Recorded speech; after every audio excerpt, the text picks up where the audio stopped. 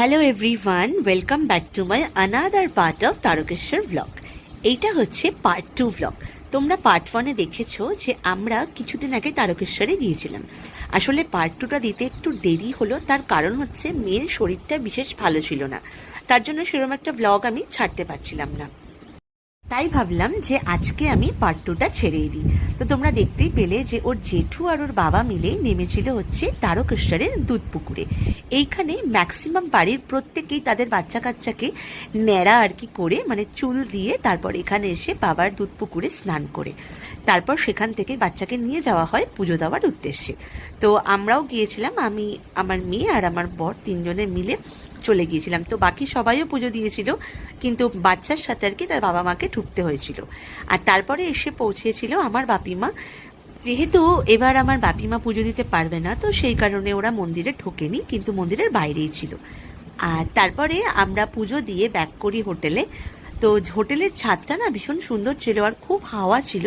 তারপরে মেয়েকে দেখো, চুল দেওয়ার পরে কি অদ্ভুতটাই না লাগছে, ও তো খেলছিল ওর মতন। আর তারপরে আমি তারকেশ্বরে গিয়ে যেহেতু চুড়ি পরতে খুব ভালোবাসি, তার জন্য আমি নিয়ে নিয়েছিলাম একটা খুব সুন্দর ব্যাঙ্গেল।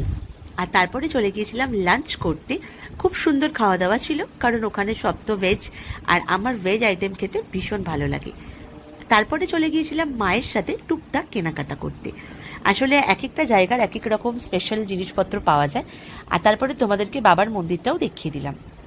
যেহেতু ভেতরে কোনো রকম ভিডিও ফটোস অ্যালাউ ছিল না, তাই তোমাদের সাথে শেয়ার করতে পারলাম না। আর তারপরে এই হলো আসল বাবার বাহন, আর যার দর্শন আমরা পেয়ে গিয়েছিলাম। তারপরে সেখান থেকে পুজো দিয়ে আমরা প্রত্যেকে রওনা দিয়ে দিয়েছিলাম বাড়ির উদ্দেশ্যে। আর আমার মেয়ের ঘুম ঘুম চোখে নেরুমুন্ডি মাথা নিয়ে ফিরলাম বাড়িতে। আর তখন প্রায় বাজে, দেখতেই পাচ্ছ, প্রায় কাছাকাছি 3টে।